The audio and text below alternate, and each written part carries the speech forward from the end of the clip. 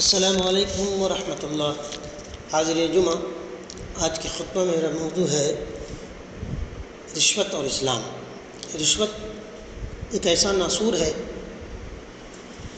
جو نہ صرف لینے اور دینے والے بلکہ قوم و ملت، سوسائٹی یا ملک کے امن و امان کو تہوالہ کر دیتا ہے۔ قرآن مجید میں رشوت کو سحت کے نام سے ارشاد فرمایا گیا ہے، جس کے مطلب ہوتے ہیں کسی چیز کو اس کے جڑ سے اکھاڑ کر تباہ و برباد کر دینا۔ اس لیے کہ جہاں نااہل کو رشوت کی بنیاد پر اہل قرار دیا جائے اور وہ اپنا کام صحیح ڈھنگ سے انجام نہ دے تو ظاہر سی بات ہے کہ وہاں کا سوسائٹی، وہ قوم، وہ ملک تباہی ہوگا۔ بہرحال اللہ تبارک و تعالی، اللہ کے رسول صلی اللہ علیہ وسلم نے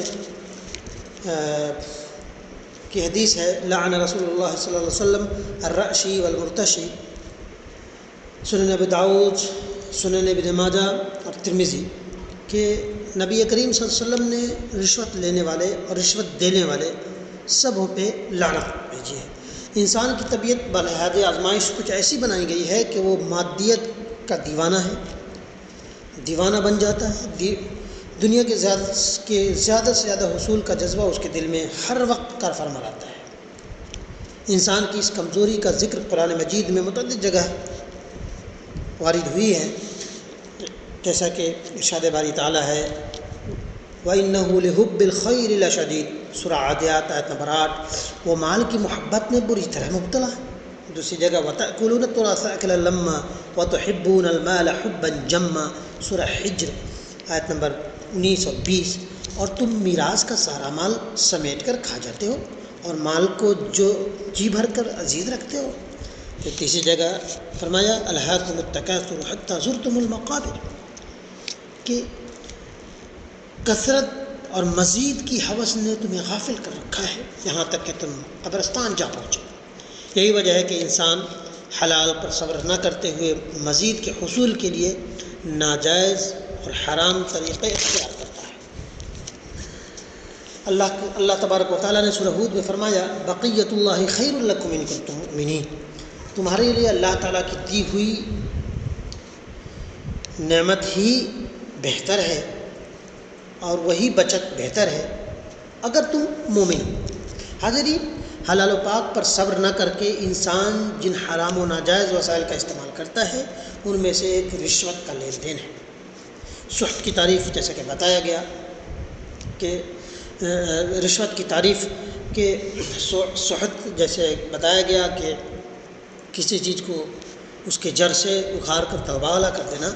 حاضرین، رشوت کی تعریف، رشوت برائبری یا کہہ لیجیے برائب یا لائزننگ، کہ حق کو ناحق بنا دینا یا ناحق کو حق بنا دینے کے لیے جو مال یا کوئی بھی شے یا وہ کوئی بھی شکل میں ہو دی جائے اسے وہی رشوت کہلاتی ہے۔ چونکہ اسلام دین حق ہے، دین عدل ہے اور سچا دین ہے، اس لیے رشوت کی تمام صورتوں کو ناجائز اور حرام قرار دیا اور اس کے مرتکب اور اس کے معاون کو سخت عذاب کی دھمکی دی گئی اور ایسے شخص کو ملعون، در در دھتکارا ہوا بتلایا گیا ہے۔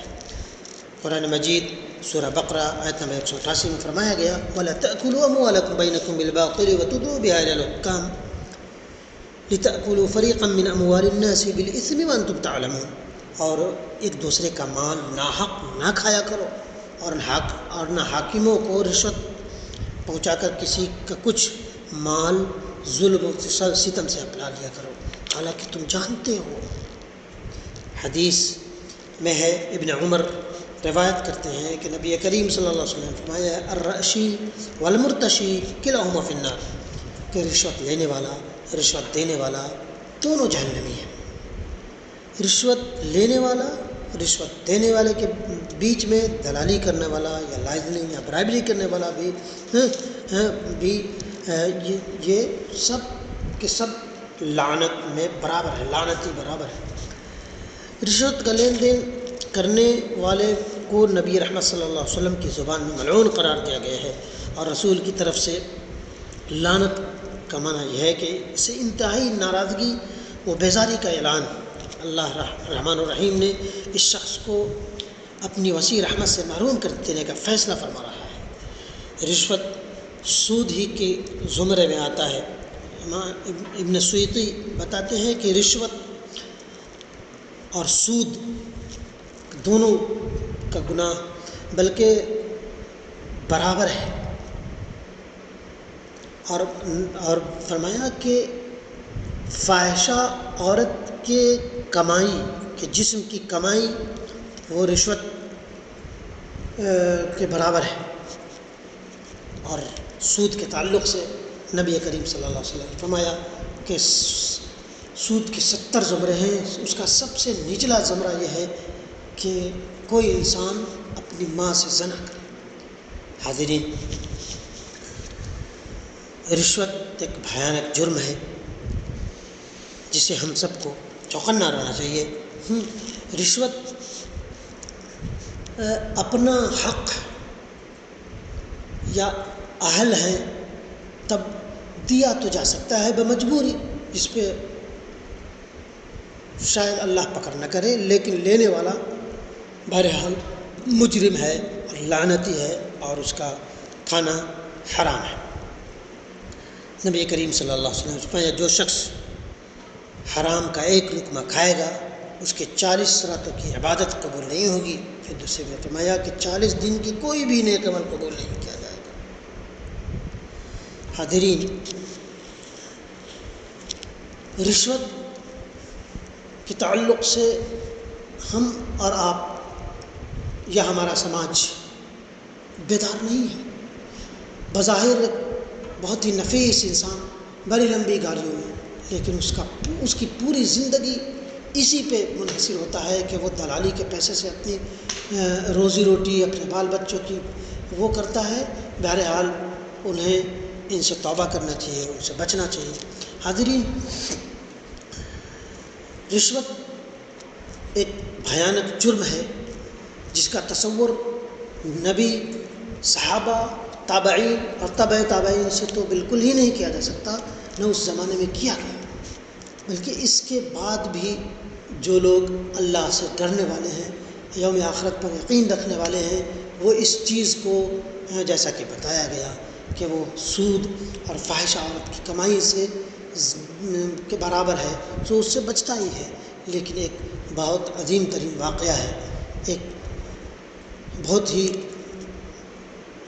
اعلیٰ درجے کے عبقری مصنف سید سلیمان منصور پوری رحمہ اللہ، جن کی کتاب رحمت للعالمین ہے، سیرت کی معناز کتاب، بتایا گیا کہ سیرت النبی جو علامہ شبلی ہیں انہوں نے دماغ سے لکھی، اور رحمت للعالمین دل سے لکھی گئی ہے۔ ان کی زندگی میں سے ہمیں پتہ چلتا ہے کہ آج سے کم و بیش 100 سال پہلے چونکہ وہ پٹیالہ ہائی کورٹ کے جج تھے، چیف جسٹس تھے، تو ان کے پاس ایک ایسے لالا جی مجرم کی سفارش میں اس وقت غالباً 60,000 روپے کے انویلپ لے کر آئے اور ان کے ٹیبل پہ رکھ دی، باتیں کی اور کہا کہ حضور صاحب کہ فلاں وہ ہے، ملزم ہے کہ ذرا نظر رحمت فرمائیے گا، کہ تو آپ اس انویلپ پہ نظر پڑی، انویلپ پہ نظر پڑی تو نبی کریم صلی اللہ تو حضرت سلیمان منصور پوری نے کہا کہ یہ کیا ہے؟ کہا کہ بچوں کے لیے مٹھائی ہے۔ تو آپ نے کہا کہ اگر آپ کا ملزم اگر مجرم نہیں ہوا تو ہماری عدالت اسے ہرگز سزا نہیں دے سکتی، اور اگر وہ مجرم ہے تو دنیا کی کوئی طاقت اس کو سزا سے نہیں بچا سکتی۔ اور آپ نے تاریخی جملے فرمایا کہ جیسے سور کا گوشت ہے ویسے ہی یہ پیسہ ہمارے لیے حرام ہے، فوراً آپ یہ انویلپ اٹھا کے یہاں سے واپس چلے جائیں۔ حاضرین، ہمیں اور آپ سب کو اس ناسور سے بچنے کی کم حق ہو کوشش کرنی چاہیے ہیں، تاکہ ہم اللہ کے پکڑ سے کم حق ہو بچ سکیں۔ اللہ تبارک و تعالیٰ ہمیں اور آپ سب کو کہنے اور سننے سے زیادہ عمل کی توفیق دے، آمین یا رب العالمین۔